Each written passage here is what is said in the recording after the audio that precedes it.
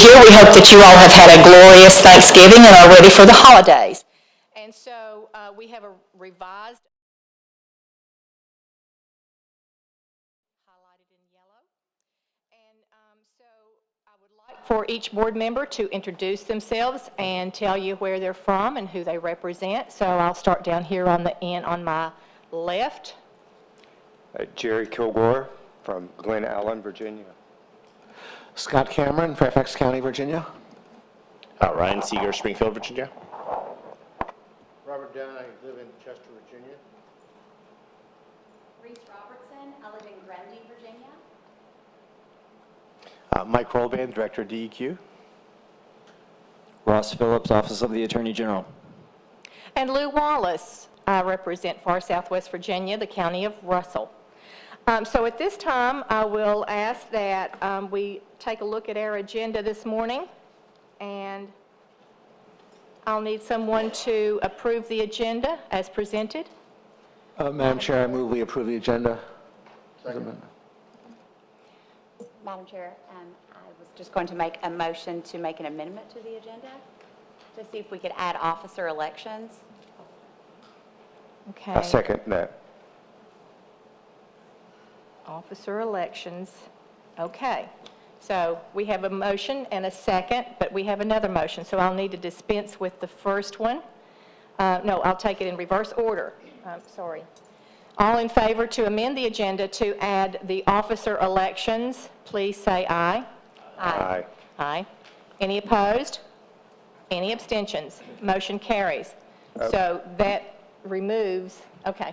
All right, Madam Chair, since we're going into officer elections, I recognize the great job you have done, so I nominate Lou Ann Wallace to be chair of the board.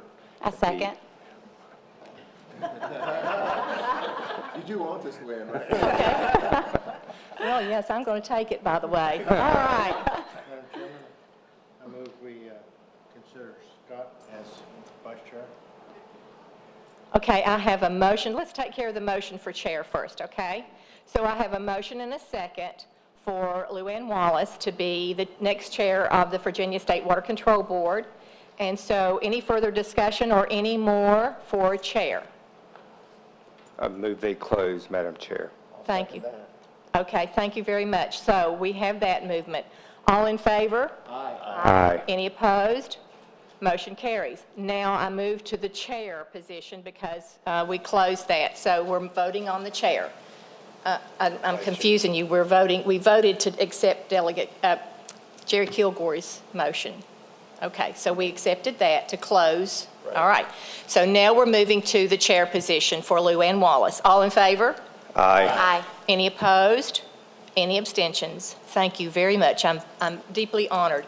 Next, we're moving on to the vice chair position for the Virginia DEQ State Water Control Board. Madam Chair, if I could nominate Reese Robertson as vice chair.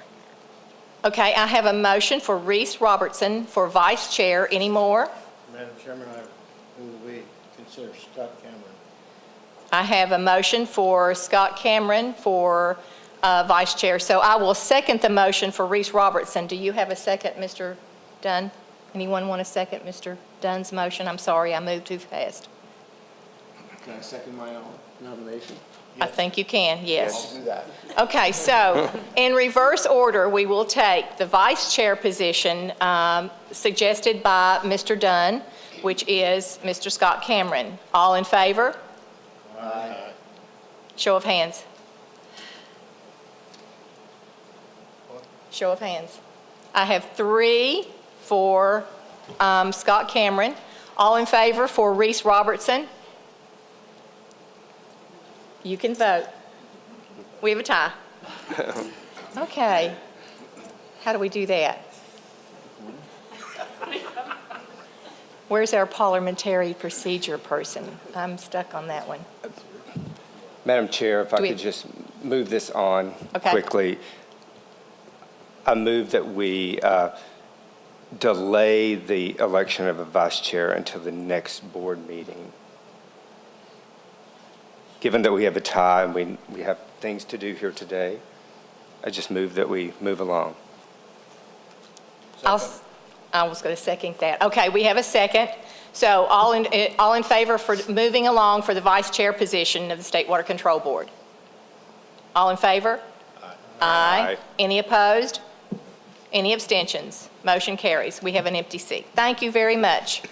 All right, moving along. So we've amended the agenda. We've got our election finished.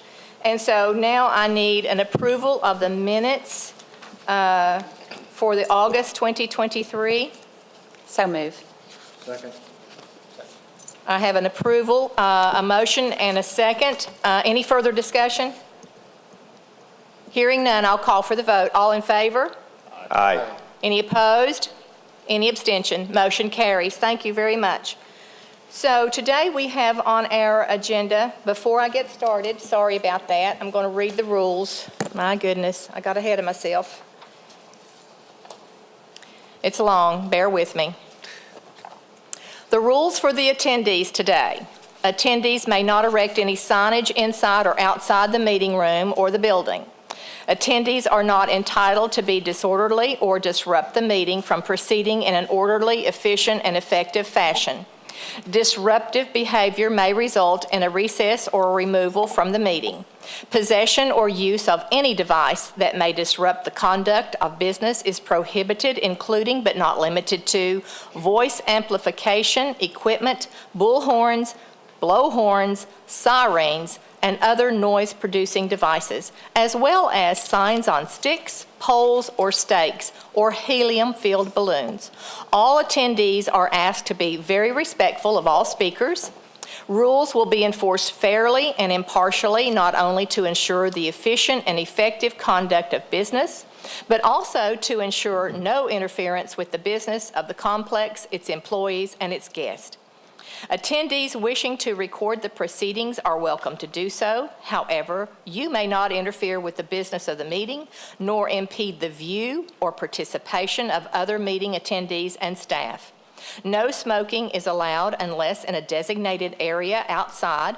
This includes tobacco and e-cigarettes. No alcohol, fireworks, pyrotechnics, weapons, or any substances or items controlled by law are allowed. No firearms are allowed in the state's contracted spaces except for firearms carried by law enforcement officers or authorized security personnel. All violators may be subject to removal from the meeting facility. Anyone removed from the facility may not re-enter. Anyone who fails to comply with removal may be charged with trespass. Thank you very much for listening to the rules. Please adhere. Now we'll move along, board, and I do apologize again. Final exemption regulations, Water Quality Management Planning Regulation 9 VAC 25-720 by Mr. Williams.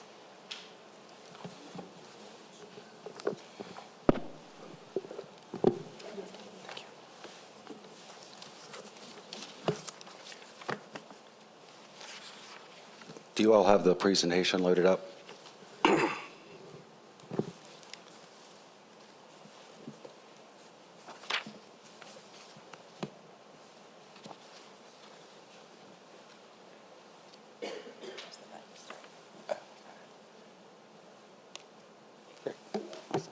Good morning, Madam Chair, members of the State Water Control Board. I'm Justin Williams, Manager for the Office of the Watersheds and Local Government Assistance. Today, I'm presenting waste load allocations for inclusion in the Water Quality Management Planning Regulations, derived from 2 total maximum daily load studies, which are required under state and federal mandate. The TMDL studies executive summaries were provided in the board's materials, and an amendment was provided by Ms. Porterfield to reflect some changes to the text boxes that were not clearly delineated. Today, I will cover the applicable laws requiring TMDLs, address the river basins that are included for amendment, as well as provide a brief overview of the water quality improvement process and TMDL process, and then present the specific waste load allocations for the board's consideration. Overall, TMDLs and the requirement to improve water bodies are required by both state and federal law under the State Water Control Law and the Federal Clean Water Act. Today, I'm asking the board to amend two portions of the regulations to adopt two new sediment TMDL waste load allocations into the James River Basin, as well as to adopt four new sediment TMDL waste load allocations into the Roanoke River basins. The regulations are divided among the basins throughout the Commonwealth, which are demonstrated and presented there. Overall, the waste load allocations and TMDLs are part of the overall water quality improvement process undertaken by DEQ. As the board is aware, DEQ, through its monitoring program, consistently monitors water bodies throughout the Commonwealth and produces the 303D, an assessment to identify impaired water bodies. Pursuant to the mandates I mentioned, TMDLs, or cleanup studies as we refer to them, are developed to identify both waste load allocations that are being presented today, as well as load allocations, which are derived and identified for non-point sources.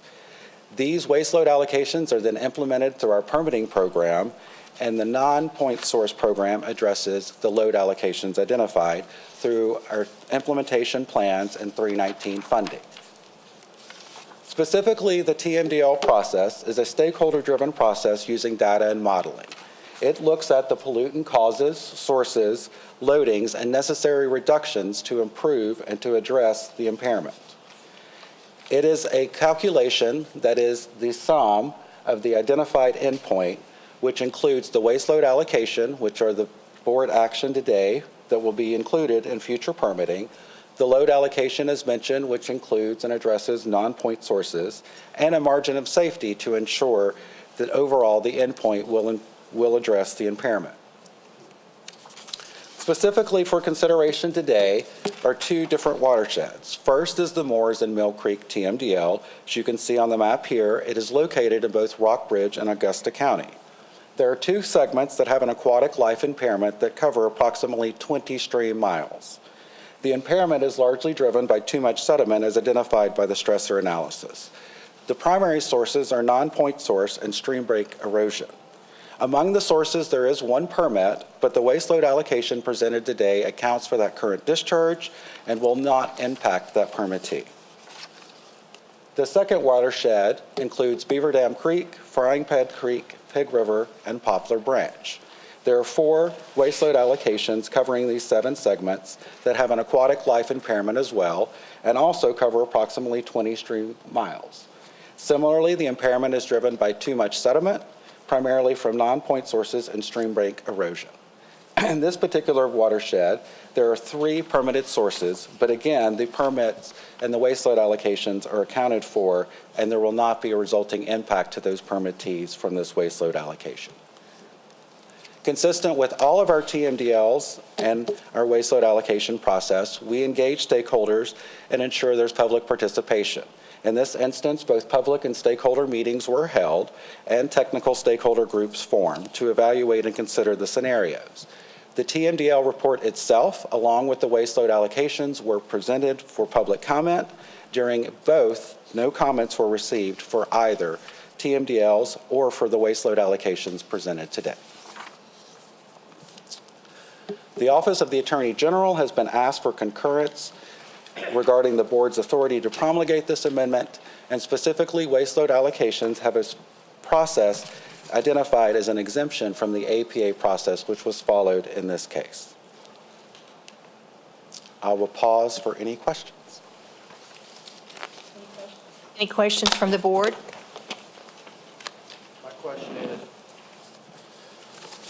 is, you had no comments. Do you think that no comments were because of no interest or some other factor?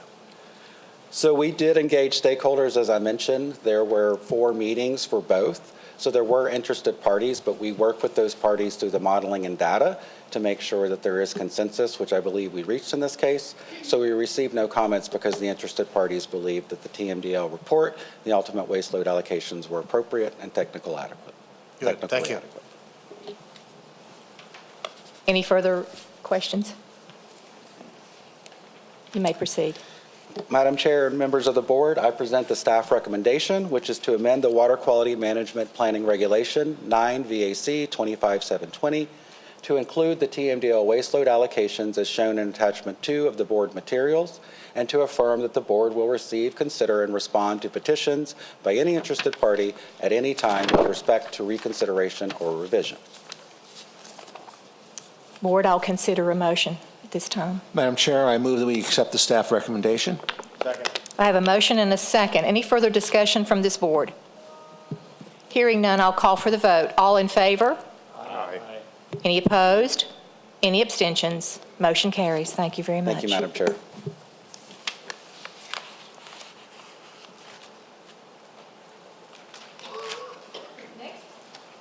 Darn. Next, we're moving up to the updates to date of the 40 CFR incorporated by reference and references to the EPA methods. This is presented by Mr. Norris. This is in tab C.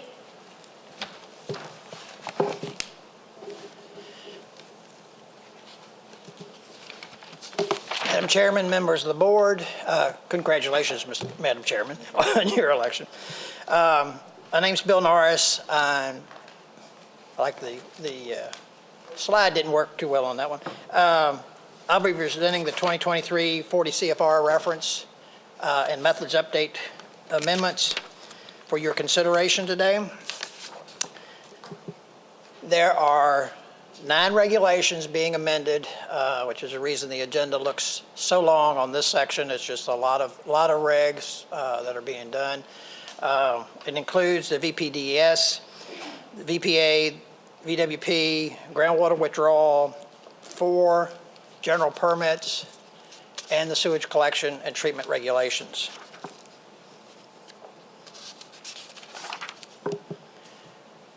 What we're doing today, the regulations include references to U.S. EPA's regulations under Title 40 of the Code of Federal Regulations. And these amendments before you today will bring these references up to date with the 40 CFR Part 136 amendments published in the July 1, 2023 update. They'll also update the State Water Control Board's regulations to be consistent with EPA's methods update rule. Excuse me. These test requirements under the methods update rule are required by industries and municipalities when analyzing the chemical, physical, and biological properties of wastewater and other environmental samples for reporting under EPA's National Pollution Discharge Elimination System. This regulatory action will update those testing methods approved under these regulations to be consistent with those that are allowed by EPA.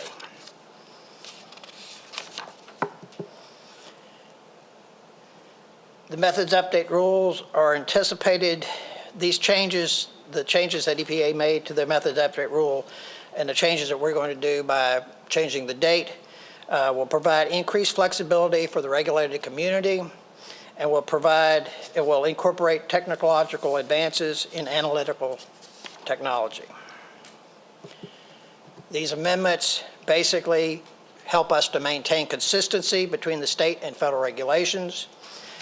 They essentially add language to the 40 CFR, referring to 40 CFR in our regulations and incorporate the most current CFR version published, as I said, in July 1, 2023. And essentially, the major part of the changes are essentially changing the date found in our current regs from July 1, 2019 to July 1, 2023. This is a final exempt action. The reference that's on your slide should be C, not A. Its regulation is exempt from the full process because it's necessary to meet changes in federal regulations. And that essentially is what we have before you today, and I'll pause for any questions. Any questions from the board?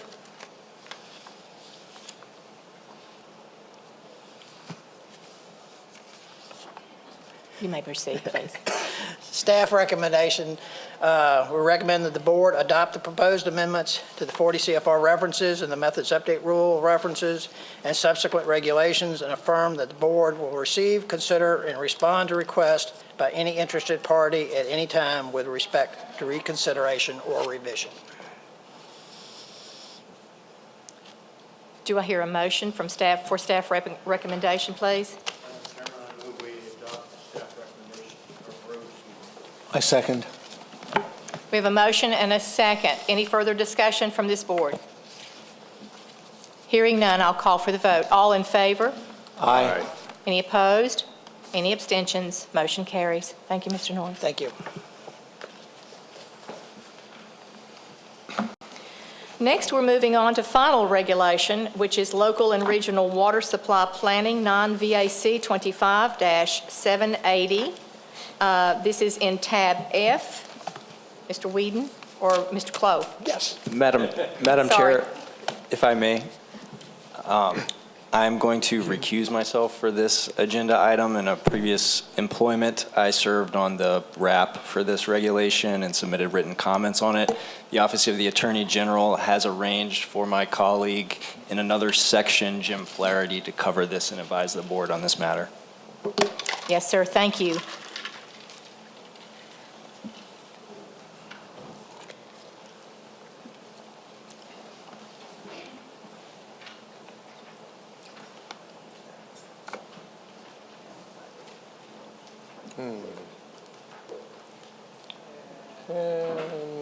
Let's see.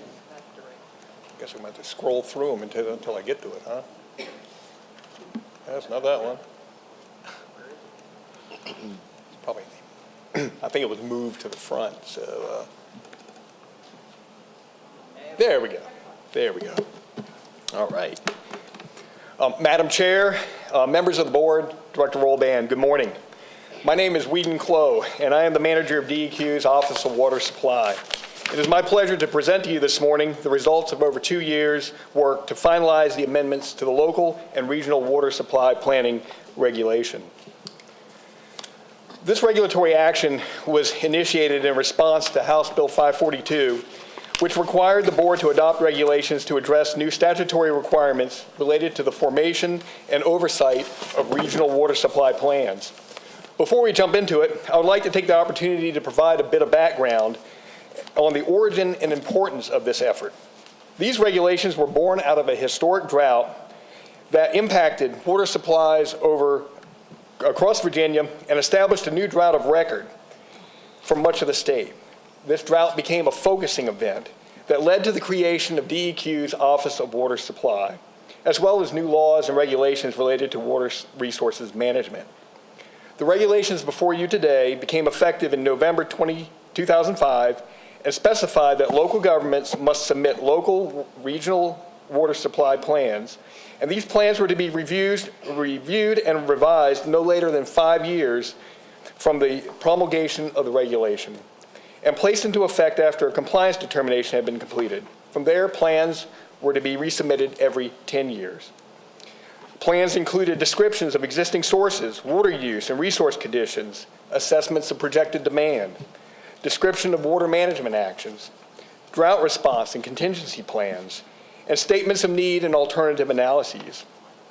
At that time, in total, 48 water supply plans were submitted, of which 10 were local plans and 38 were regional plans, with the majority of these regional plans consisting of one or more cities incorporated into larger counties or localities. Planning regions were not specifically determined based on river basin or with respect to shared sources of water supply. And localities could choose to develop a plan independently, and that would have been a local plan, or with other localities, which would have been a regional plan.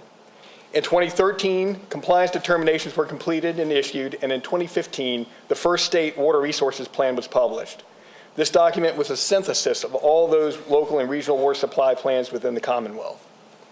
Subsequently, in 2016, a report was initiated and published in response to a directive by the General Assembly to evaluate Virginia's water resources management and planning programs.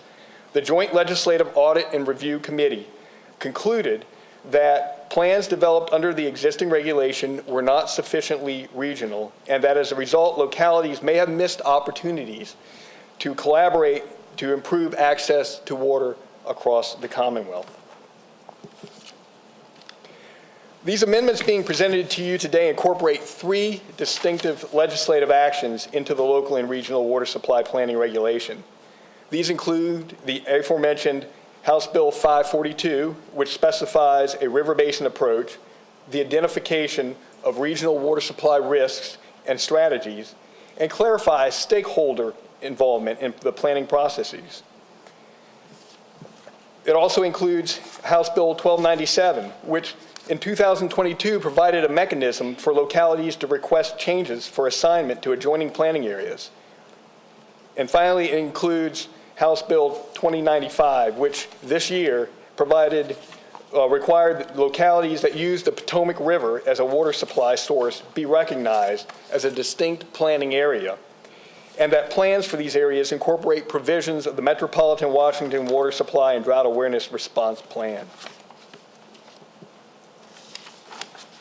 The march towards the final amendments to the regulation before you today began with a notice of intended regulatory action that was published in June of 2021.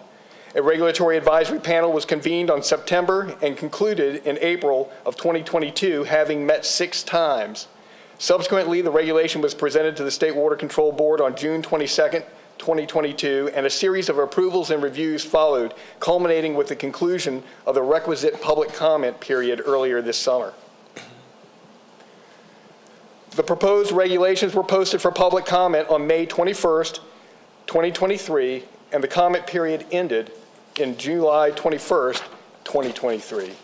DEQ received 10 comment letters during this period from the organizations shown here, representing nonprofits, advocacy groups, and localities, which are organized into the 30 themed categories for responses presented in your board books today. 8 organizations provided comments of support, and within organizational themes, the following topics were addressed. There was support for the river basin approach and regional water supply planning. There was support for planning process changes, notably mechanism for the submission of plans, assistance for smaller localities, and the proposed approval processes. There was support for improved regional collaboration and facilitation of water supply processes, and opportunities for increased public participation to the development of regional plans and the consideration of beneficial uses to include aquatic habitat when planning for water supply needs were also supported.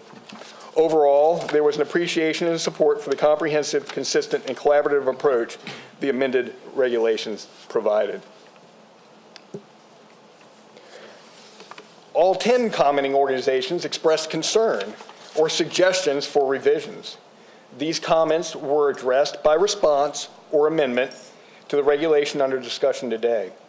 Topics included regional planning area composition, water supply risks, water availability, compliance checklists, exempt withdrawals, and beneficial uses.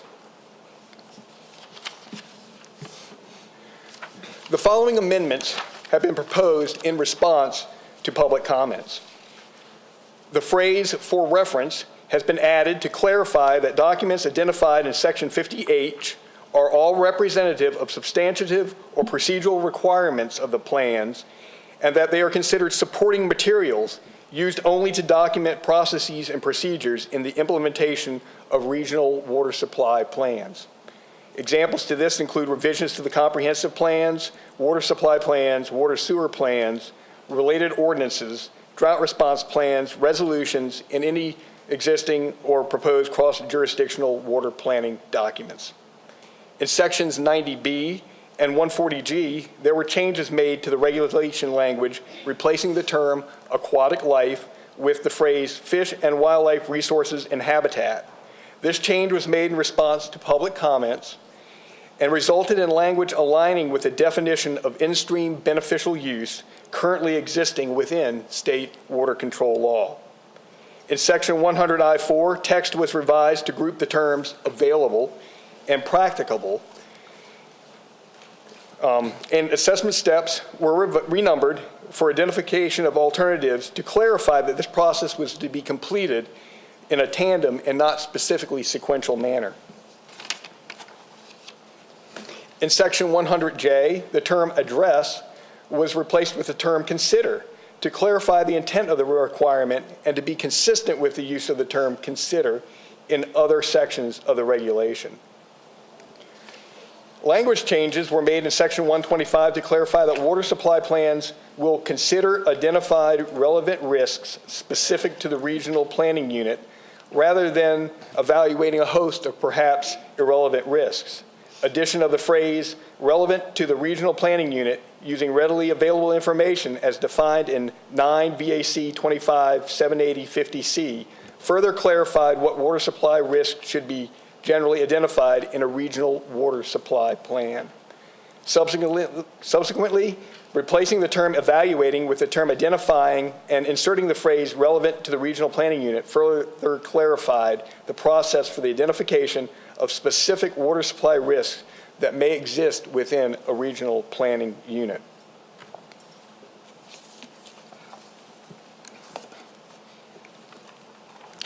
To continue the amendments proposed in response to public comment, in Section 90B11, a specific reference to the State Water Supply Plan was removed to facilitate the inclusion and use of additional resources to evaluate water availability.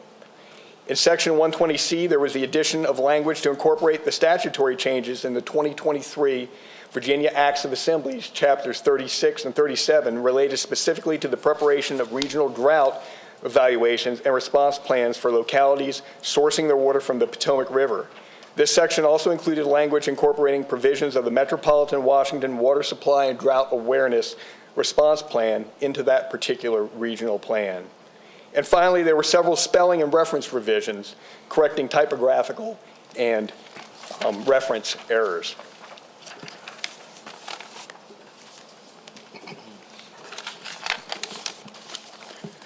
There were no changes made in the composition of the regional water supply planning areas since last year based upon public comment. If you recall from earlier in the presentation, originally there were 48 water supply plans that were submitted, 10 which were local plans and 38 which were regional plans. These were not specifically determined based on river basin or with respect to shared sources of water supply. Currently proposed are the 26 planning areas before you. These are true regional planning areas based upon river basin, common water supply sources, or existing or planned water supply cross-jurisdictional relationships. Each region will have a regional planning unit defined as a collection of local governments, water authorities, and participating stakeholders that shall develop and submit a regional water supply plan. Localities themselves can request a change in planning area assignments. This request would be in writing, would need to demonstrate common water supply sources, a common river basin, or an existing or planned cross-jurisdictional relationship. Notice would be provided to affected regional planning areas, and review and approval would be by DEQ. This concludes my presentation. I would like to take the opportunity to thank the Water Supply Planning and Analysis team, as well as the regulatory and policy teams, for their tremendous effort in preparing this regulation. I'd also like to thank the many organizations who took time to provide comments on this. I believe their efforts have all led to a more solid regulation. Thank you, and at this time, I'd be happy to entertain or answer any questions.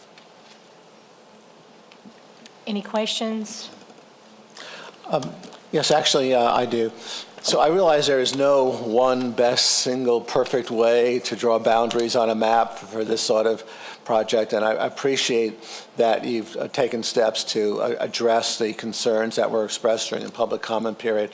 That having been said, are there any localities that you believe ardently oppose the final maps here?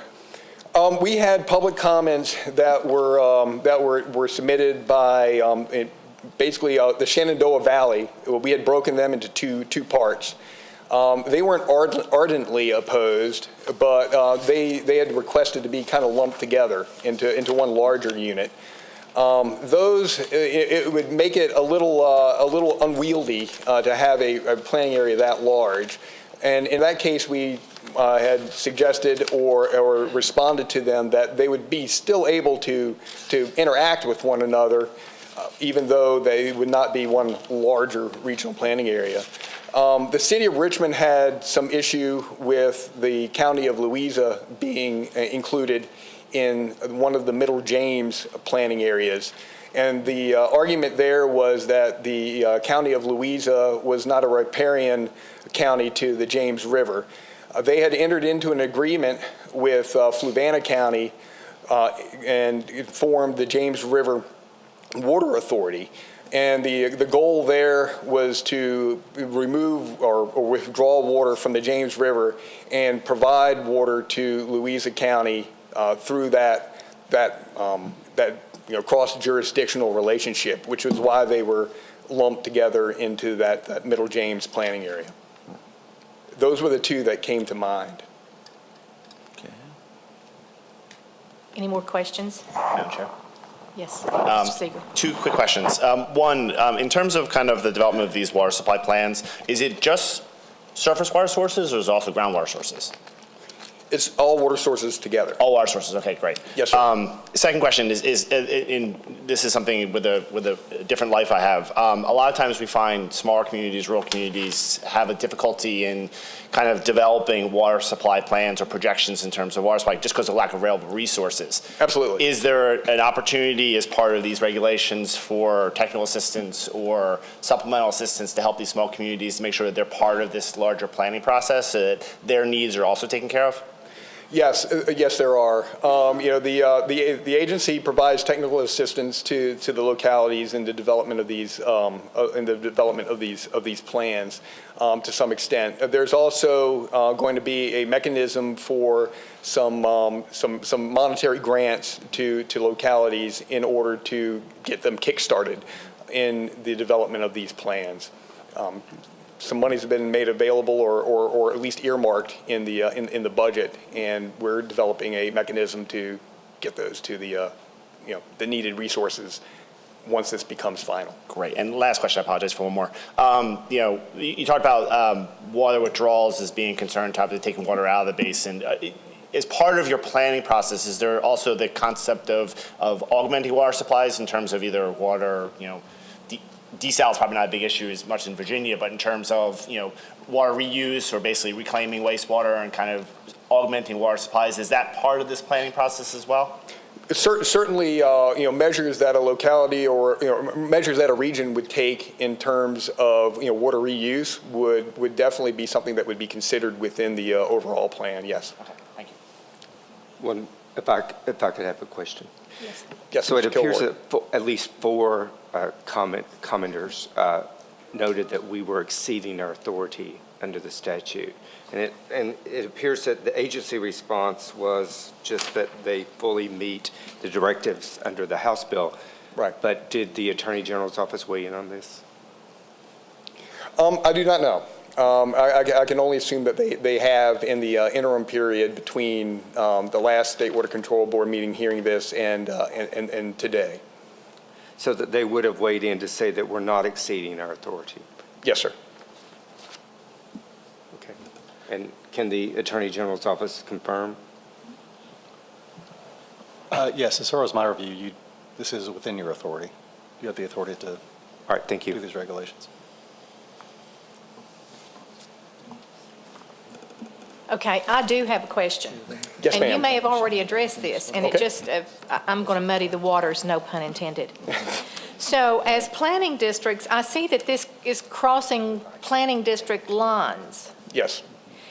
Now, did JLARC say that this come out of the JLARC study, that's acceptable, or that it's not going to cause any more conundrums between planning districts and how we all kind of work together? Because I'm just going to use mine as an example.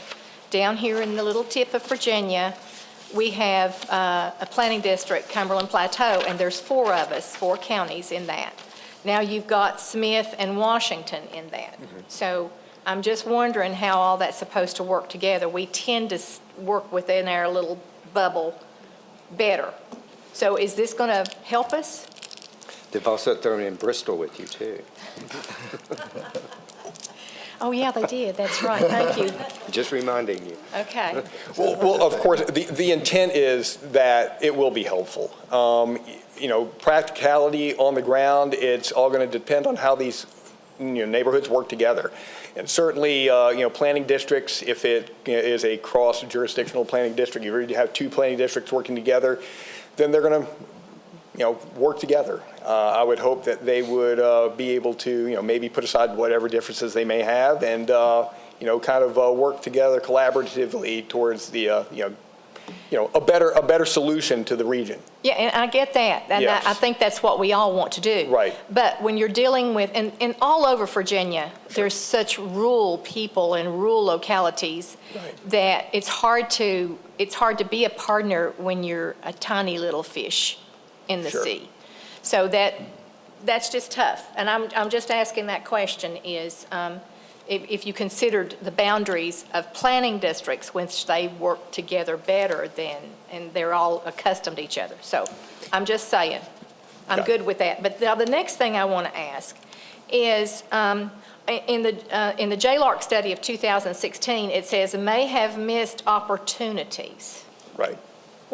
Explain that. Can you go back and tell me some of the opportunities that this study said we may have missed? Well, I would love to. Sorry. 2016, I was It's a somewhere lifetime else. ago. Yeah, and I can only imagine, that maybe some of the opportunities were, maybe some of these smaller localities, weren't able to have maybe either the degree of sophistication, or maybe they had more sophistication than some of the larger localities, and that perhaps if they had partnered with their neighbor, that that neighbor may have a larger ability to maybe have a groundwater asset or a surface water asset that they could share with their neighbor. Yes, Pretty much, because especially in terms of when there's drought or some other climatic impact, drought or even flood or something along those lines. Gotcha. But it could be because disparate communities could qualify for funding, let's put it that way, Right. that a larger municipality would not be able to get their hands on, so to speak. I'm just throwing that out there. I'm just wondering. Absolutely, a great question. Yeah, great question. Thank you. Any more questions? Madam Chair, we have an individual who would like to speak. Okay. Andrea Wardsword. Good morning, Madam Chair, members of the board, and Director Rollband. My name's Andrea Wurtzel. I'm with Mission H2O. Mission H2O is a stakeholder group consisting of municipal, industrial, and agricultural water users. Our focus is water resource management, and we were an active participant in the development of this regulation, with 3 of our members participating on the regulatory advisory panel. We also filed comments on the proposed regulation.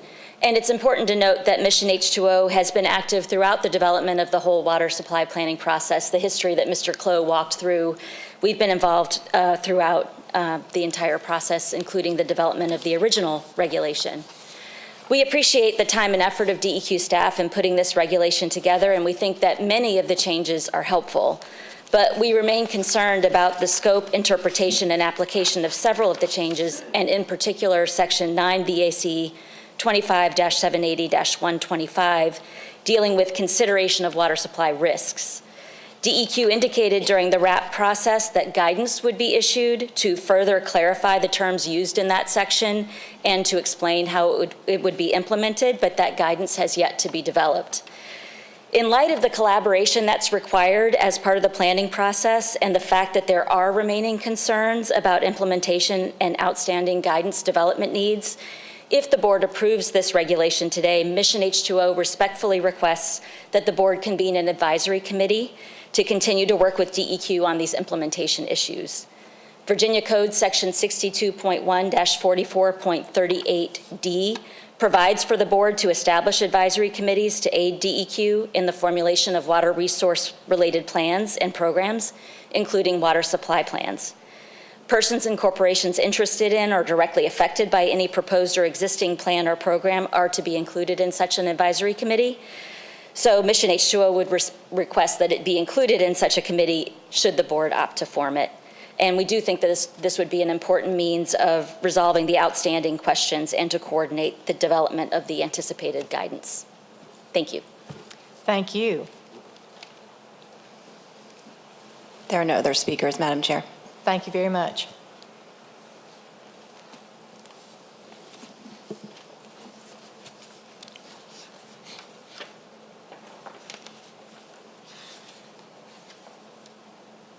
Right. May proceed. Thank you, Ms. Wurzel. Staff recommendation is that staff recommends that the State Water Control Board adopt the draft regulatory changes proposed to the local and regional water supply planning regulation 9 VAC 25780 as final regulations. I have staff recommendation before the board. Madam Chair, before we get to a motion, can I just follow up question with Mr. Coe with respect to the previous speaker? Yes. Is it possible you can give the board an update in terms of with respect to the guidance that she's referring to in terms of initiative, where that is in the process?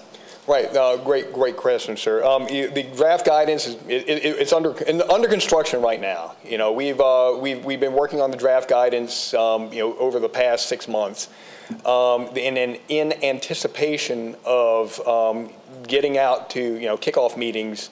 Once this becomes final and and is adopted and ready to roll, within 6 months we'll be required to be going out to localities, providing guidance and kind of getting it done pretty much. So it's under construction right now.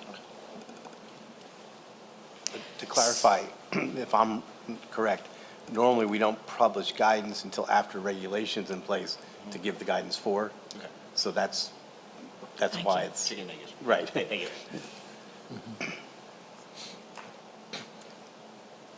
I'll entertain a motion. Madam Chair, I make a motion to adopt the staff recommendation.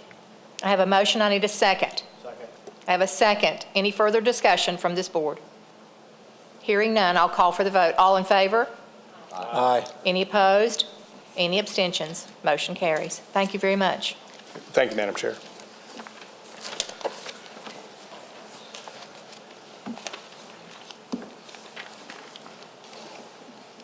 Next, we're moving on to the reissuance of the Virginia Pollutant Discharge Elimination System, VPDES, General Permit Regulation for the Non-Metallic Mineral Mining, non-VAC 25-190. Sherman, that's in tab D, Board.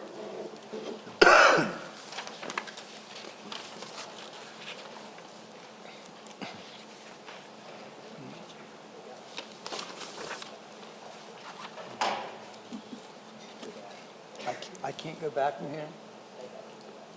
Can you go back? This is not the correct presentation. I need the non-metallic mineral mining presentation.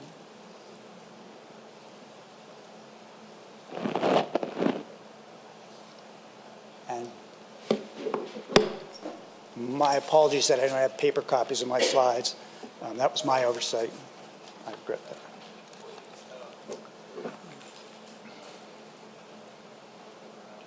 Thank you.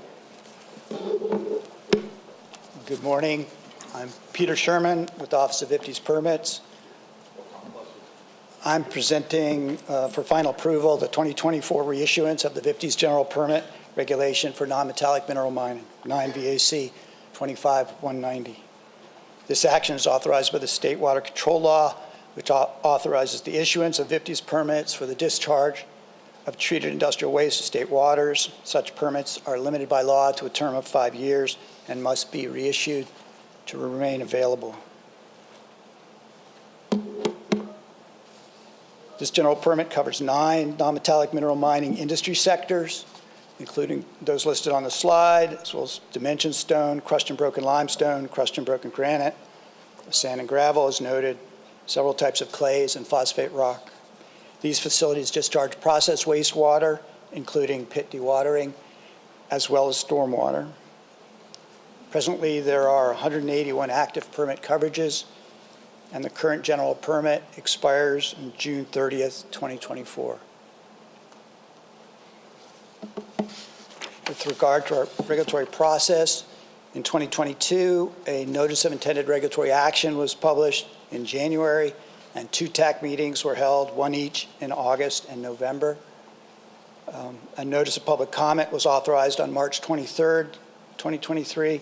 One industry group submitted comments. That was the Virginia Transportation Construction Alliance. Public hearing was held on June 26, 2023. There were 2 attendees, VTCA and a representative of Nestle Purina Pet Care.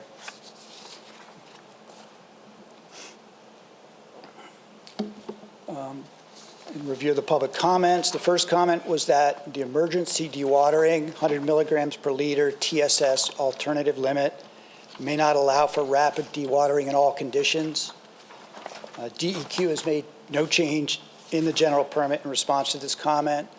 It's our position that the 100 milligram per liter alternative limit provides additional flexibility beyond the normal processed wastewater limits of 30 milligrams per liter monthly average and 60 milligrams per liter daily maximum, and that the alternative limits reasonably protect water quality.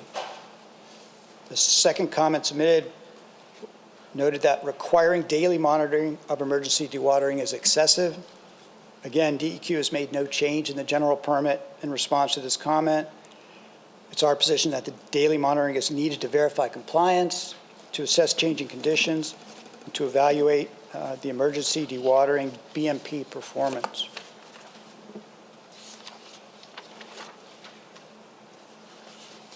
The final comment asked whether the substance of the provision for allowing stormwater monitoring of representative outfalls in place of monitoring substantially identical outfalls is changing. The short answer to that is no. The essence of the provision is not changing. The limited changes to the language of that provision are being made to be consistent with the electronic reporting requirements that are being implemented by the department. With regard to EPA review, draft documents were submitted to EPA Region 3 in February of 2023, and EPA provided comments to DEQ in April of 2023, including 9 concerns or suggestions. We have revised aspects of the general permit to address 4 of the EPA comments.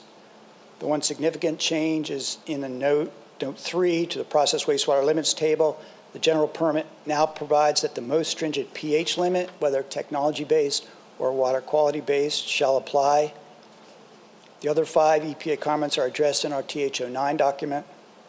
We resubmitted the general permit, the revised general permit, and the TH09 document to EPA on October 3rd, 2023, and at that time EPA indicated they had no further comments.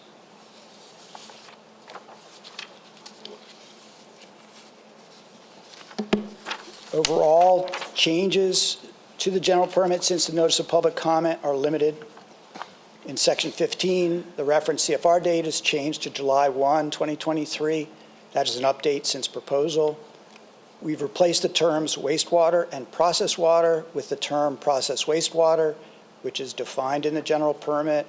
This change is pursuant to an EPA comment. We changed the registration statement request for any VPA permit number to a request for any existing VIPDES permit number. This was a correction from proposal and to maintain consistency with the language in section 60. We designated the process wastewater limits table as table 1 and the stormwater monitoring table as table 2 based on internal DEQ comments. In table 1, we've clarified that the most stringent pH limit shall apply, again in response to an EPA comment. And finally, in table 2, we renamed the middle column, moved the TSS evaluation value of 100 milligrams per liter from note 3 to the table, and this was based on an EPA comment. At this time, do any members of the board have questions? Any questions? I had one. You had 3 comments where you made no changes based on the comments. Did you communicate with those making the comments, and are they understanding why you made no changes? The comments, yeah, we have comments from EPA, some of which we revised in the general permit, and the others we addressed, we responded to in our TH09 document and submitted that document back to EPA for review, and their response after that, based on that revised document, was that they had no further comment. So, What about the VTCA, their comments? They had several comments related to the daily maximum limit, the daily monitoring. Did they come forward and support then? no, we have not. We responded to the comment in the TH09 document, and we did not send back our initial response to them. So they make comments, and then we don't tell them what we're going to do until this meeting, or what process do you use to respond to the comments and let them know what you're recommending to the board? Well, the board, the books are published and available, and they are, if they disagreed with those documents or our response, they could come in and speak here.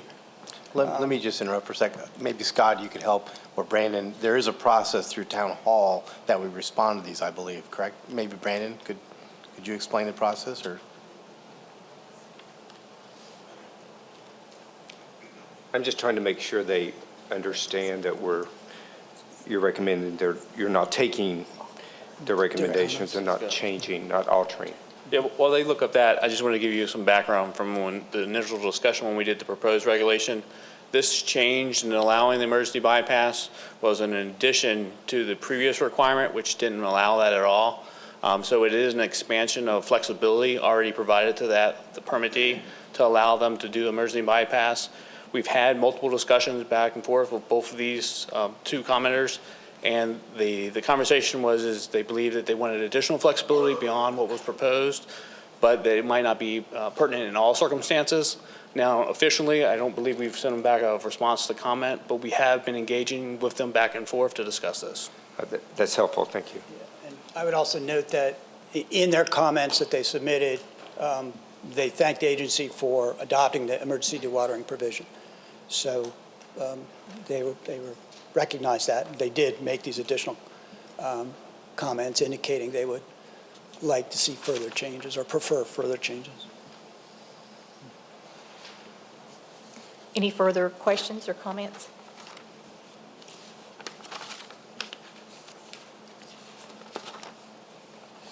Hearing none, you may proceed. Staff recommends that the board adopt the amendments to the VIPD's general permit for non-metallic mineral mining, 9 VAC 25-190, as amended and presented to you today. Staff also recommends that the board affirm that it will receive, consider, and respond to petitions by any person at any time with respect to reconsideration or revision of this regulation as provided by the Administrative Process Act. Thank you. I'll entertain a motion to accept staff recommendations. Madam Chairman, I move we adopt and approve staff recommendation. I'll second. I have a motion. I'll take a second from Ms. Robertson down here. Thank you, Mr. Cameron. Sure. Any further discussion? I'll call for the vote. All in favor? Aye. Any opposed? Any abstentions? Motion carries. Thank you. Thank you.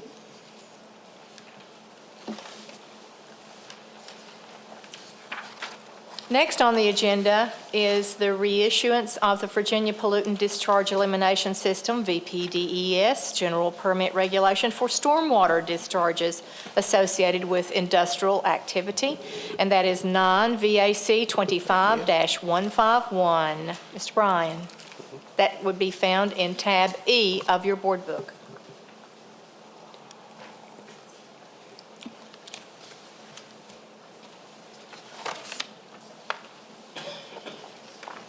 All right, good morning. So we're considering as you noted, the VIPD's General Permit Regulation for discharges of stormwater associated with industrial activity, 9 VAC 25-151. It expires on June 30th, 2024, and we're at the final stage of our normal reissuance process, and we'll be asking that the board adopt the amendments. Not sure what that was. Okay. Just as a reminder, this permit covers over 1,200 facilities in the state, from a wide variety of industrial activities, which this permit groups into 21 industrial sectors. Nearly 800 of those facilities are in the Chesapeake Bay watershed and are subject to the Chesapeake Bay TMDL, and as such, this permit includes industry-specific requirements, which can be numeric effluent limitations or benchmark requirements. It includes TMDL requirements as applicable, whether the Chesapeake Bay or a local TMDL. And it also has general stormwater pollution prevention plan requirements that applies to all facilities. All right. So as a summary of our regulatory procedure so far, we had a notice of intended regulatory action published in April of 2022. We had 3 technical advisory committee meetings held in October and December of 2022. The board authorized a notice of public comment and public hearing at the March 23rd board meeting. We held a public comment period from May 22nd to July 21st of this year, during which we received comments from the Chesapeake Bay Foundation, the City of Alexandria, SELC, James River Association, and Wild Virginia. That came in as one comment. And VAMSA and VAMWA, those came in as well. The public hearing was held on June 26th, and there were 5 attendees at that hearing, one of which provided comments. That was also for VAMSA and VAMWA. They later put their written comments in as well. So we're going to go through a summarized version of the comments and our responses, the next few slides. All right. So one comment disagreed with the ending of Chesapeake Bay TMDL monitoring requirements for facilities that complete their demonstration of compliance.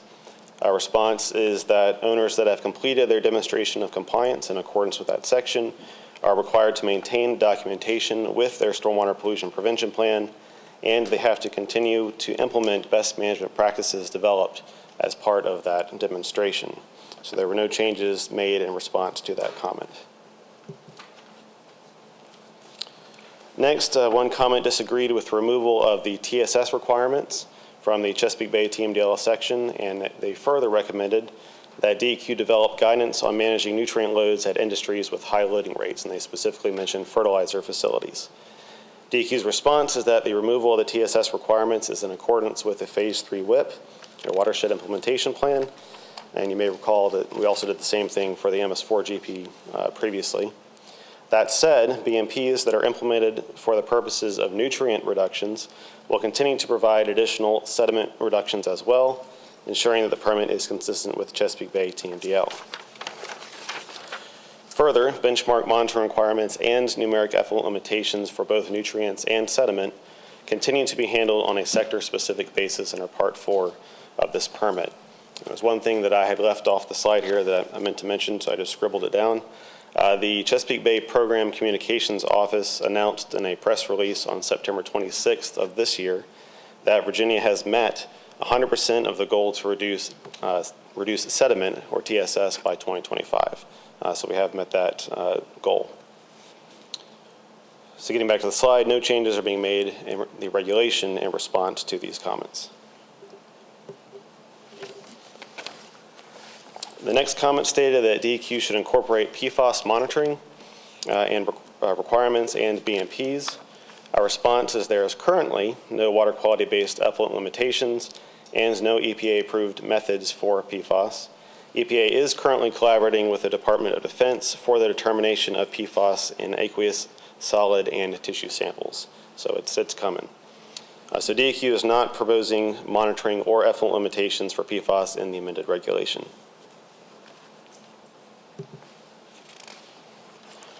Next, one comment noted that that there are facilities and laboratories that do not operate 24/7, and the comment was that they should not be required to take samples outside of their hours of operation. And then in addition to that, facilities that have sampling access points in remote and unlit areas of the property should be able to request an alternative sampling protocol. The DEQ's response here is that Virginia averages over 40 inches of rainfall annually, and permittees have 6 months to obtain a minimum of 1 grab sample.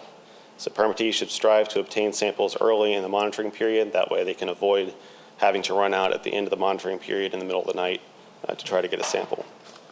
Further, when laboratory hours fall outside of the holding time of a parameter, the sample should still be analyzed and a note should be included on the discharge monitoring report. And so no changes are being made to the regulation in response to those comments. We also had EPA review. They provided a review of the regulation. We had sent draft documents to them on March 8th, and initial comments were received back from EPA on May 9th. And then final resolution after some back and forth of those comments and acceptance of that resolution by EPA was received on October 5th. Of those comments, one resulted in a significant change to the regulatory language. EPA indicated that an additional enforcement mechanism was necessary for facilities that failed to achieve their Chesapeake Bay TMDL action plan reductions by the end of the current permit term. And so we added language, it was amended, to require 10% of their remaining reductions to be achieved by December 31st, 2024, and all remaining reductions by December 31st, 2025. So the change there was that addition of the 10%, that interim reduction. EPA comments also resulted in additional editorial changes to the regulation and additional information, significant amount to the fact sheet as well.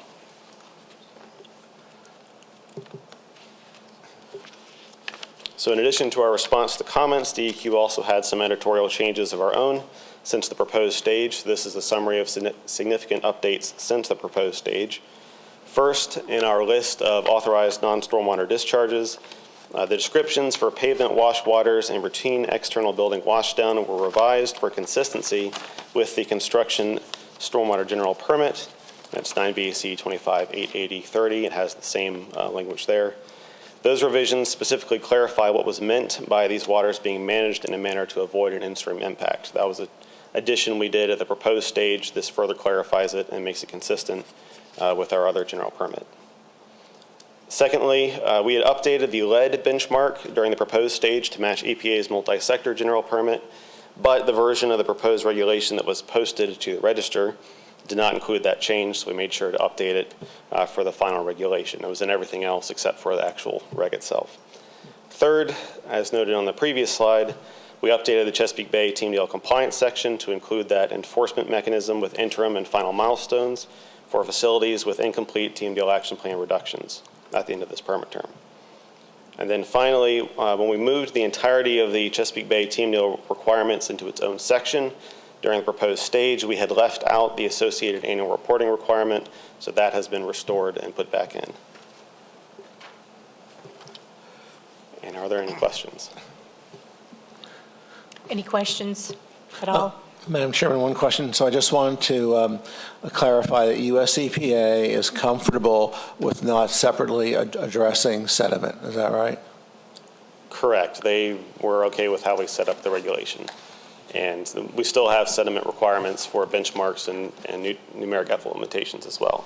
It was just only in the Chesapeake Bay TMDL section where the TSS had been removed. Thank you for that clarification. Yep. Any more questions? You may proceed. Thank you. All right. So staff recommendation, staff recommends that the board adopt the amendments to the VIPD's general permit for discharges of stormwater associated with industrial activity, 9 VSC 25-151, and staff recommends that the board affirm that it will receive, consider, and respond to petitions by any person at any time with respect to reconsideration or revision of this regulation as provided by the Administrative Process Act. Thank you. At this time, I'll entertain a motion to adopt or accept the amendments for staff, the staff recommendation, please. Madam Chair, I move that we accept the staff recommendations. I have a motion. I need a second. Second. I have a second from Mr. Dunn. Any further discussion from this board? Hearing none, I'll call for the motion. All in favor? Aye. Any opposed? Any abstentions? Motion carries. Thank you so much.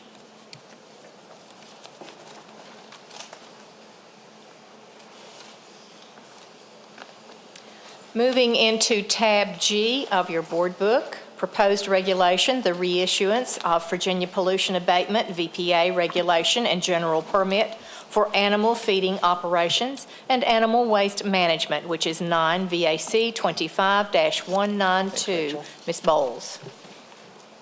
Good morning, Madam Chairman, members of the board, and Director Rolband. I am Betsy Bowles, the Animal Feeding Operations Program Coordinator, and I'm here this morning to present the revised proposed amendments to the Virginia Pollution Abatement Regulation and General Permit for animal feeding operations and animal waste management, which is 9 VAC 25-192-10 et sec.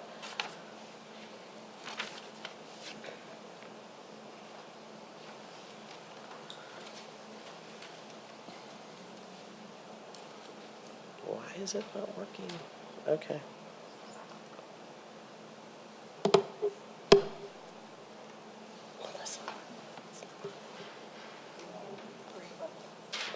Yeah, this, there's that one, thank you. Thanks.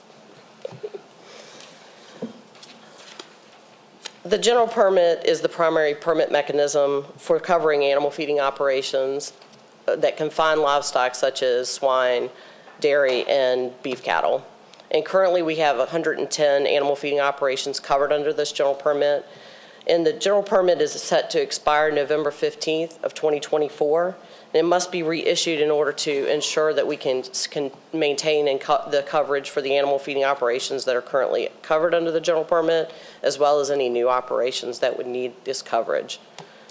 There are also technical regulations that are included in this regulation which cover unpermitted end users of animal waste.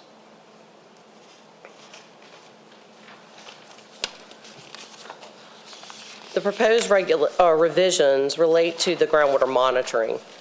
The Department of Conservation and Recreation recently amended or removed their nutrient management special condition related to groundwater monitoring.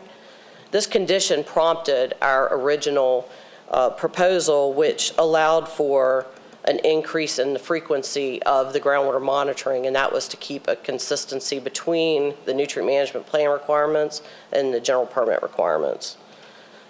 With the removal of this condition, the revised proposal removes the increased frequency, and we revert back to the once every 3 years in the general permit conditions. Are there any questions? Madam Chair. Sorry, Mr. Seeger. Okay. With respect to the last change you suggested, is there any evidence that animal feeding operations are causing groundwater contamination that prompted you to propose monitoring with greater frequency?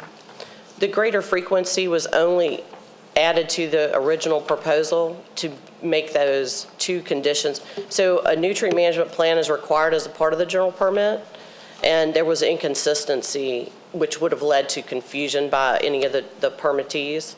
And that was the reason for that increase, to keep those in line with each other. The condition originally in the nutrient management special conditions that are attached and are also a part of the regulation or a part of the general permit coverage, that had an once every year frequency of groundwater monitoring. So by our requirements originally having once every 3 years, if a permittee read one of the two documents, they wouldn't see that they would see there was an inconsistency. I get the question of the inconsistency and kind of the timelines. My bigger question, though, is based on what DEQ knows about, is there evidence that animal feeder operations are causing groundwater contamination that might be something we should be concerned about? In terms of what does the evidence say in terms of the correlation between discharges from AFOs and groundwater contamination? So the groundwater monitoring is specific to monitoring around a waste storage facility. It's not about land application areas or any of those or even any other production area requirements. Mm-hmm. So it strictly is a lagoon or a pit. Those are waste storage facilities. Would they be leaking or are they leaking? We have restrictions in our regulation and general permit right now that currently does not allow for any movement from the waste storage facility because of the liner requirements into groundwater.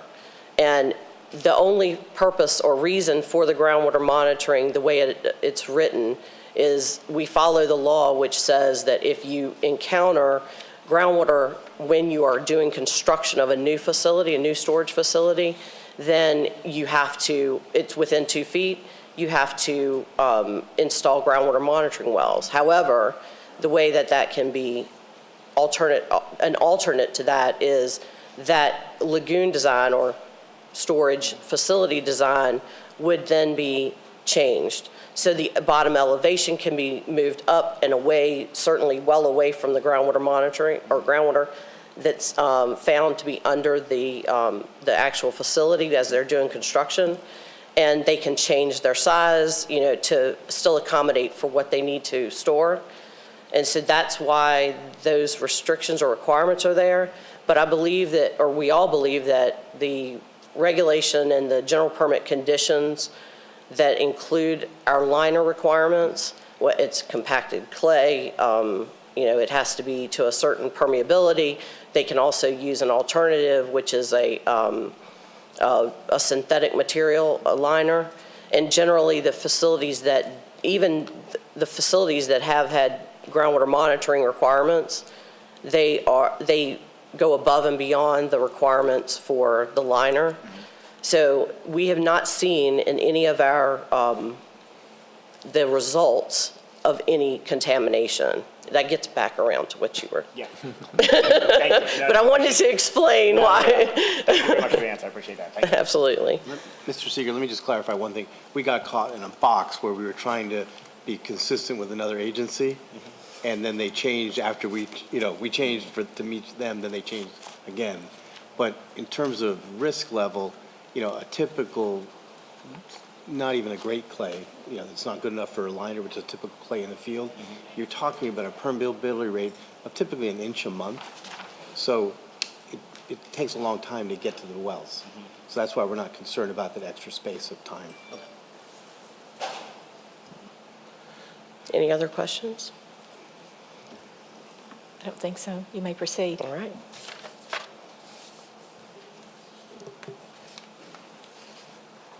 Staff recommends that the board authorize a public comment period and public hearing for the revised proposed amendments to the Virginia Pollution Abatement Regulation General Permit for Animal Feeding Operations and Animal Waste Management as presented. In addition, we ask that you authorize DEQ staff to serve as hearing officer at the public hearing. I have staff recommendation before you now. I'll accept any motion. Madam Chairman, I move we adopt and approve staff recommendation. I have a motion to approve staff recommendation. I need a second. Second. I got a second from Ms. Robertson. Any further discussion? Hearing none, I'll call for the vote. All in favor? Aye.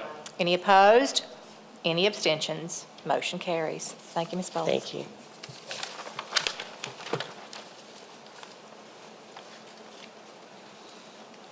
Now we're moving to petition in tab H, regulate commercial fishing vessel pump water as a point source pollutant.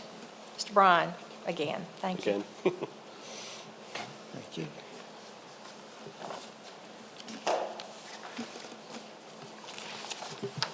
Thank you.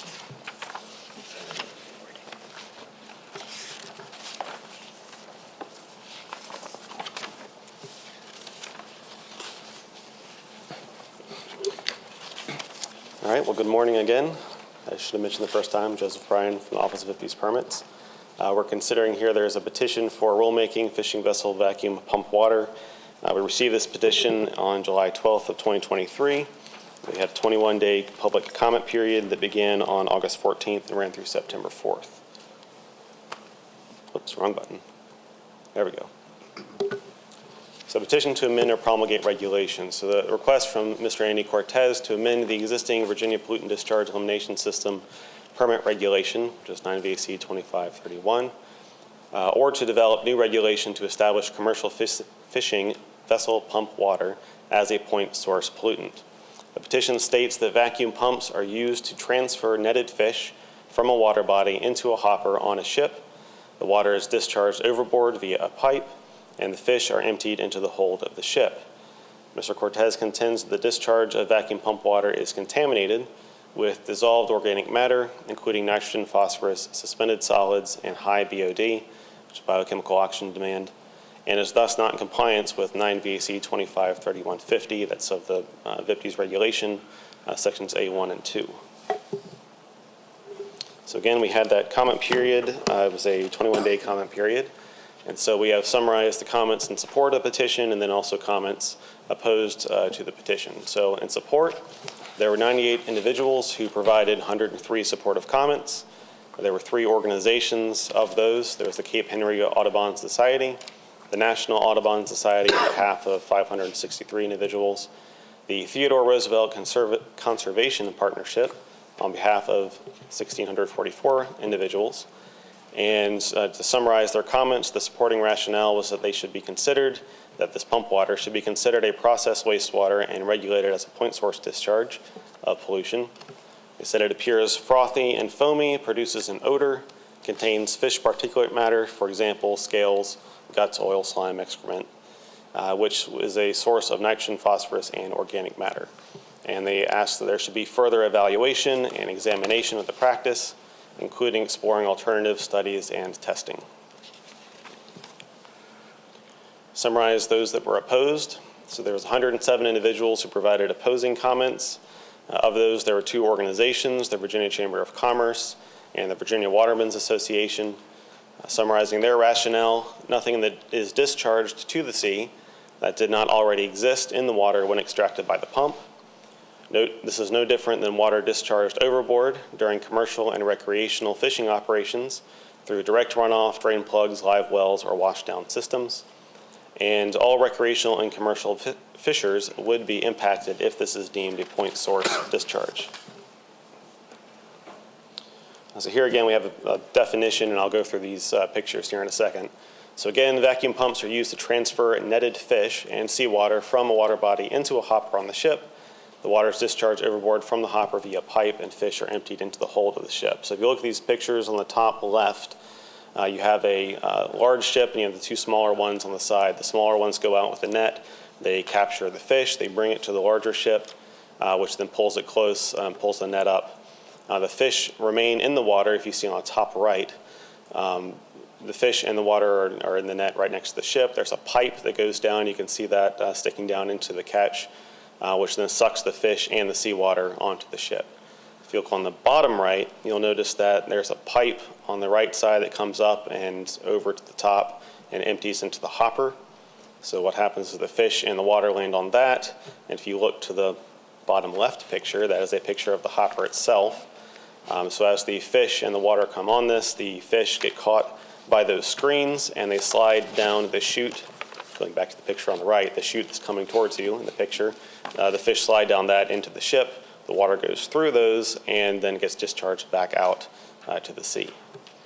So at issue here is whether the discharge of the pump water from the hopper back to the water that it came from is subject to regulation. So we have to back up and look at our applicable regulatory requirements. So first, there's the prohibition on the discharge of any pollutants to waters of the United States under the Clean Water Act. So except as in compliance with the Clean Water Act's permit requirements, effluent limitations, or other provisions, there is a prohibition. There's the National Pollution Discharge Elimination System at the federal level. A permit's required for every discharge of pollutants from a point source to waters of the United States. And states administer the program, or can administer the program, which we do in Virginia. We have delegated authority from EPA to implement the VIPDES program, and we administer that in conformance with the NPDES provisions. So under the VIPDES reg, there is the duty to apply, which is 9 BC 2531-100. It requires that any person who discharges or proposes to discharge pollutants apply for a VIPDES permit. So then we have to define what is discharge of a pollutant. So under the definitions section in the regulation, discharge of a pollutant is any addition of any pollutant or combination of pollutants to surface waters from any point source, or any addition of any pollutant or combination of pollutants to waters of the contiguous zone or the ocean from any point source other than a vessel or floating craft which is being used as a means of transportation. This slide just shows the consistency between the Clean Water Act and the VIPDES regulation under the definitions section regarding what is a pollutant.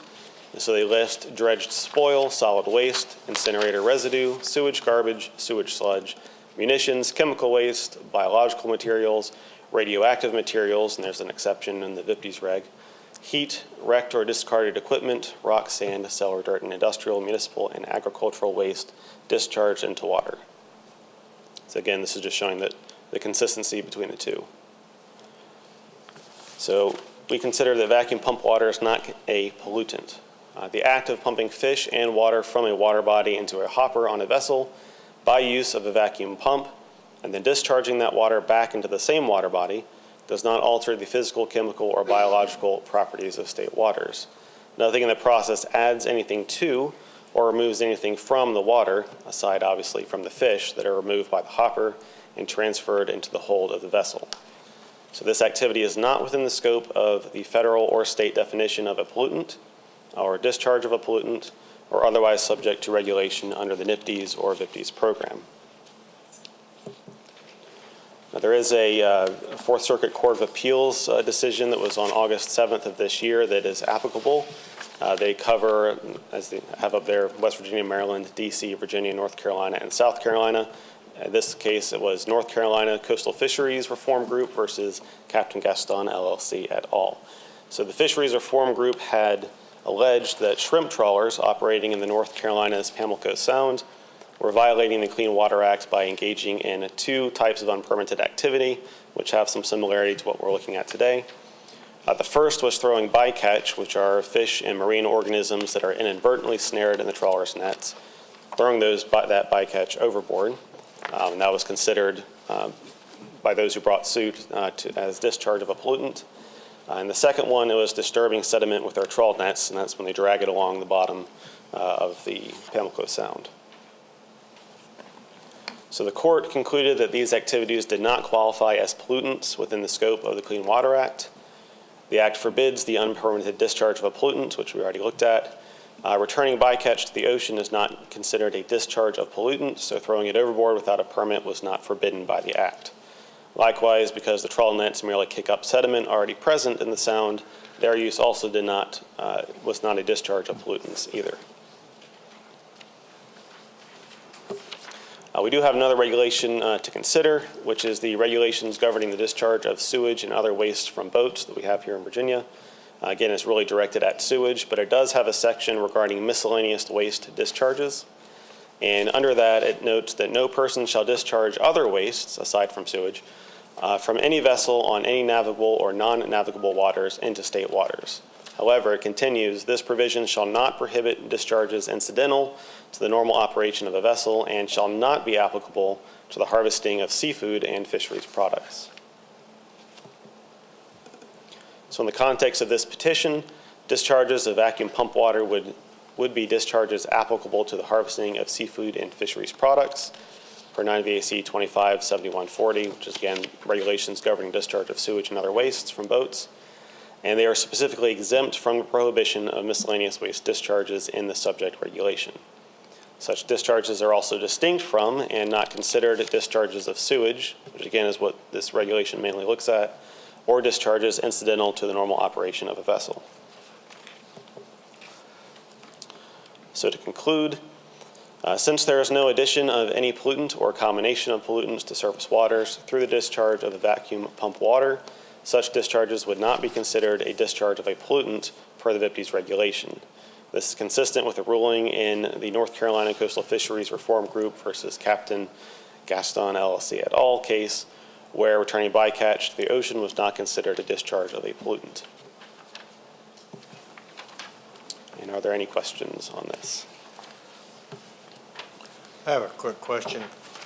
I agree with your conclusions and where you're going. The question is, did the petitioner, North Carolina, or anybody ever take samples? I'm not sure. I know that there were some pictures with the petition itself that showed someone with a bucket. So I assume they may have taken samples there, but I can't give you a good answer on that. Okay, thank you. I will add, though, that DEQ did not take samples because the law and the regulations were clear that it's an allowed activity. Good. Okay. Any further questions? You may proceed. Okay.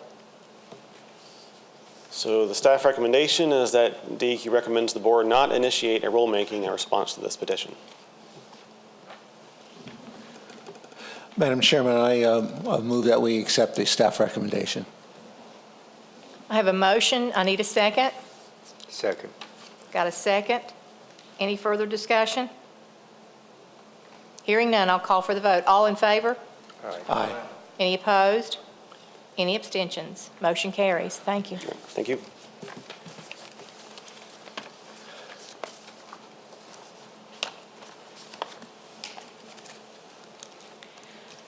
Next, in other business, we have the withdrawal of proposed facility and above storage tank, which is AST Regulation 9 VAC 25-91, an amendment to the AST Regulation 2002-2003 Action 966.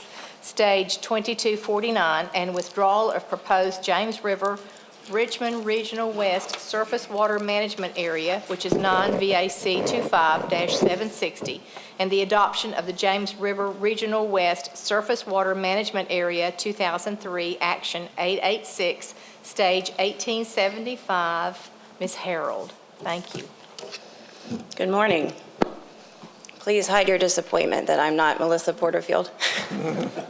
But she's recovering, so I'm stepping in for her. We're here with this proposal because periodically Department of Planning and Budget requests that we clean up their regulatory website. So we have two actions sitting out there that the board approved 20 years ago, and DPB has asked us to clean up those actions. So I'm here today with a motion that you all will entertain to withdraw these two outdated actions. And I have two slides here that give the details on each old regulatory action, which I'm happy to walk through, or we can just skip to the staff recommendation. What would your preference be, Madam Chairman? Move that we skip to the staff recommendation. That's what I thought. Okay. I'm just going to read the recommendation verbatim. Staff recommends that the board withdraw the following regulatory actions: the proposed facility and above-ground storage tank regulation, 91, the amendment of the AST regulation, that is Town Hall Action 966, and the proposed James River Surface Water Management Area, 760, the adoption of the James River Surface Water Management Area, that's Town Hall Action 886. Thank you. I'll entertain a motion. I'm assuming we're not going to discuss anything. This is just cleanup detail. I make the motion to accept the staff recommendation. I'll second. I have a motion and a second. Any further discussion? Hearing none, I'll call for the vote. All in favor? Aye. Any opposed? Any abstentions? Motion carries. Thank you. Thank you.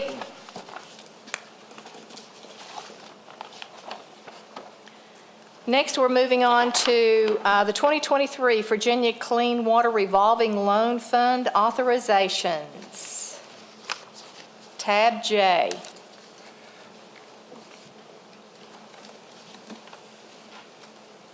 Good morning, Madam Chair, members of the board. It is FY24, actually.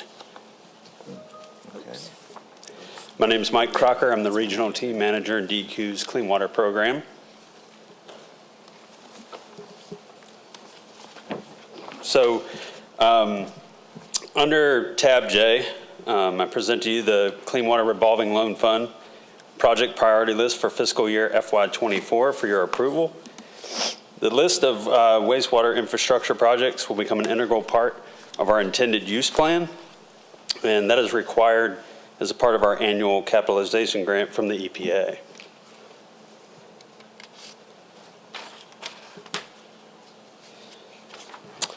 So on June 5th, staff solicited applications for the FY24 funding cycle, with July 28th established as our deadline for submittal.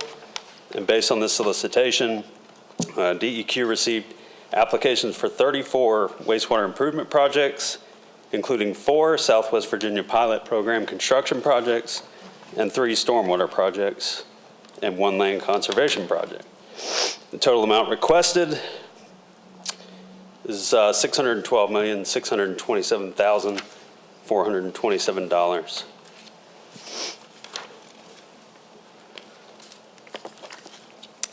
So based on a updated capacity assessment of our fund, we determined the level of authorizations the fund can manage while maintaining the ability to provide funds for requests in future years. And based on this assessment, staff has determined that all projects cannot be funded this year and proceeded to eliminate 12 projects from the funding list, reduce requests of 6 projects based on compliance with Virginia Code, and multiple applications from a single applicant cash flow need projections, and previously established project bypass procedures. The tentative project priority list includes 26 projects totaling $189,548,275.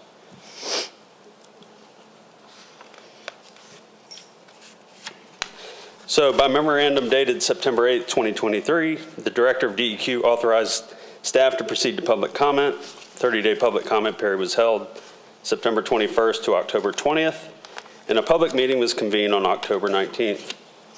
Notice of the meeting was posted on Virginia Regulatory Town Hall and DEQ's Clean Water Financing and Assistance Program website, and no comments were received. So like in the last several years, we're proposing that the program rate subsidy for wastewater-related projects differ depending upon the term of the loan. The hardship rate be set at 0.5%. The rate for Southwest Virginia pilot program construction projects be set at 0%, and the minimum interest rate floor of 1% be applied to all other loans. A description of the subsidy breakdown is included on page 2 of the memo in your board book.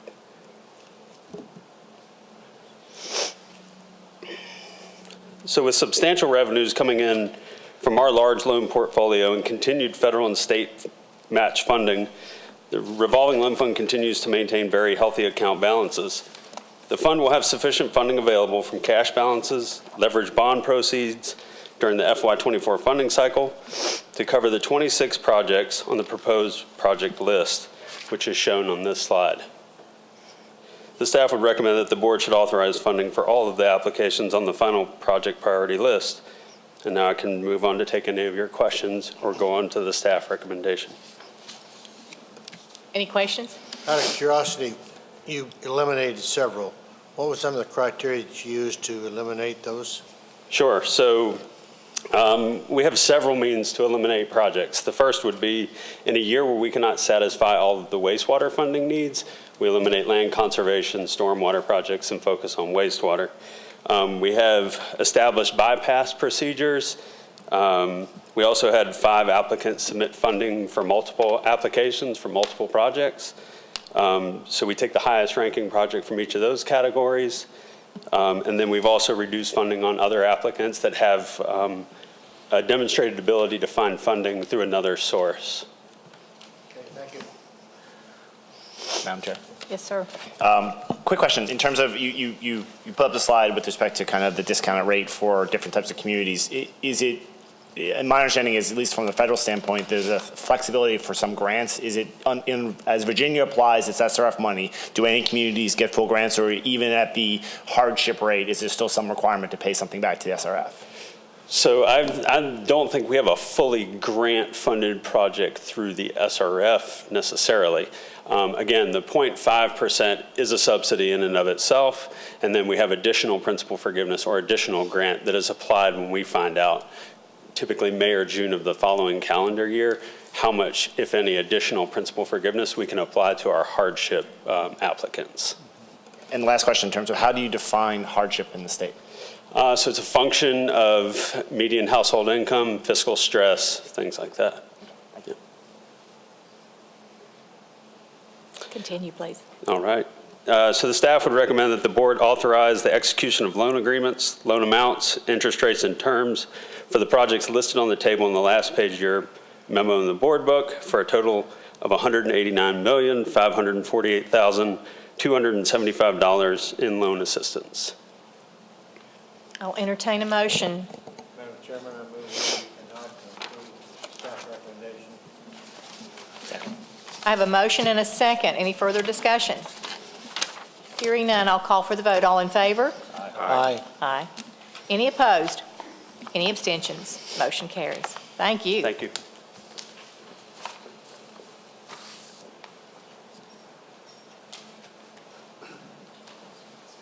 Okay, so next we have on the report to the board regarding controversial permits. So that would be Ms. Harrell? Yes, stepping in again for Ms. Porterfield. There are none. All right, thank you very much. Great. Next, we have an update on Mountain Valley Pipeline. Mr. McCutcheons?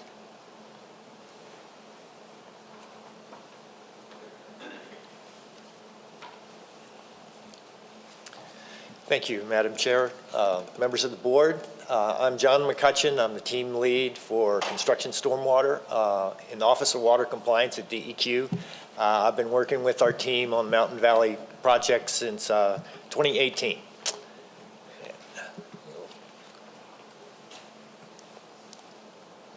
Try to advance here. There we go.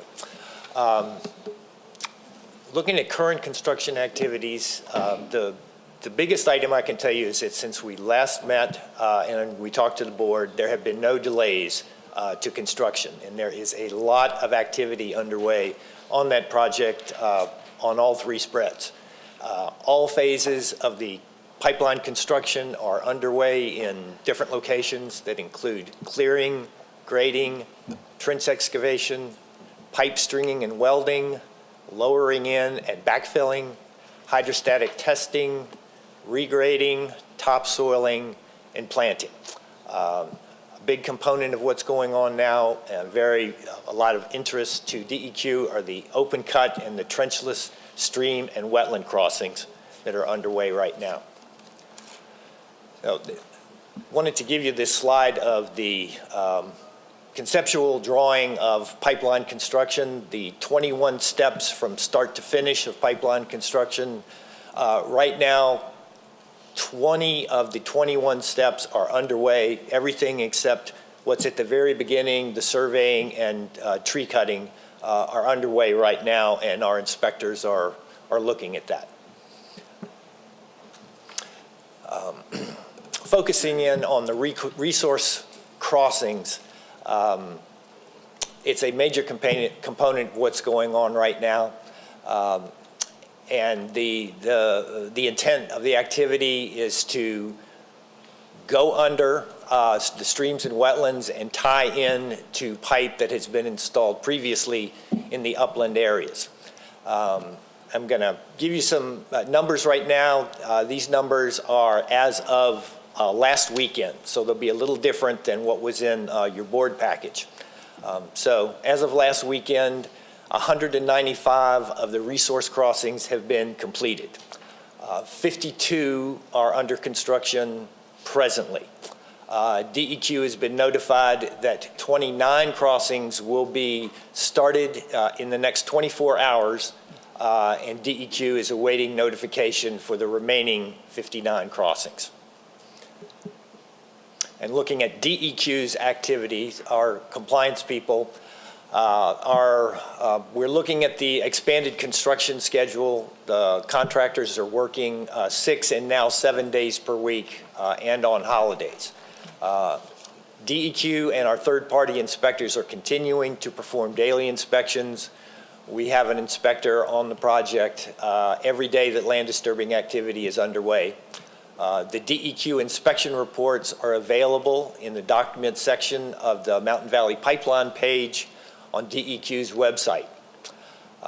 Since the last board meeting, and again, this is up to last weekend, DEQ has received 31 complaints of incidents of stormwater discharge, fugitive dust, or work observed outside of permitted areas. Our inspectors investigated all of these complaints. There was no non-compliance observed, and there have been no corrective actions specified. In the third quarter of 2023, this DEQ issued stipulated penalty demands for 2 items specified in the consent decree. These related to timely completion of corrective actions, and I can add that Mountain Valley did not dispute these, and they have paid those stipulated penalties. That concludes my update, and I'd be glad to answer any questions you may have. Any questions? Yeah, I have one question. All the complaints that you got and you investigated, you didn't find any non-compliance. Do you go back to those people who made the complaint and tell them what you found? Or?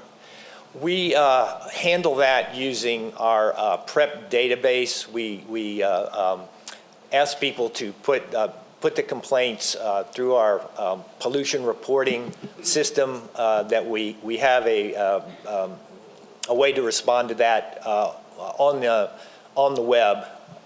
And if anybody has a question, they will call me back and I will respond to them. All right, thank you. Any more questions? Madam Chair, less of a question. The DEQ staff has done an amazing job of kind of keeping us up to date on what's going on with this project.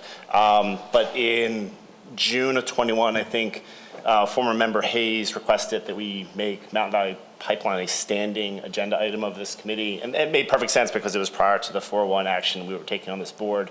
That action has passed, and so I'm going to make a similar request that Mountain Valley Pipeline be removed as a standing item, that the staff give us recommendations as they feel necessary. Second. I have a motion and a second to remove the standing item of Mountain Valley Pipeline report. Any further discussion? I'll call for a vote. All in favor? Aye. Any opposed? Any abstentions? Motion carries. Thank you.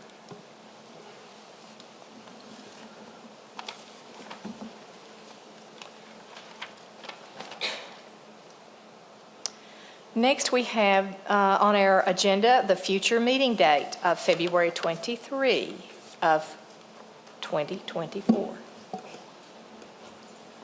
Is that still it? That is. Okay. That's still good with everybody? All right. Next, I'm going to have a public forum. Do we have any speakers? We have one speaker, Jessica Sims.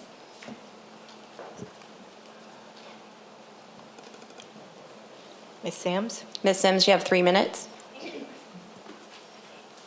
Thank you all for your service. Jessica Sims with Appalachian Voices. Appreciate the time you all put into this. I know it's a lot of work and travel too. I just wanted to give an update on Virginia Reliability Project.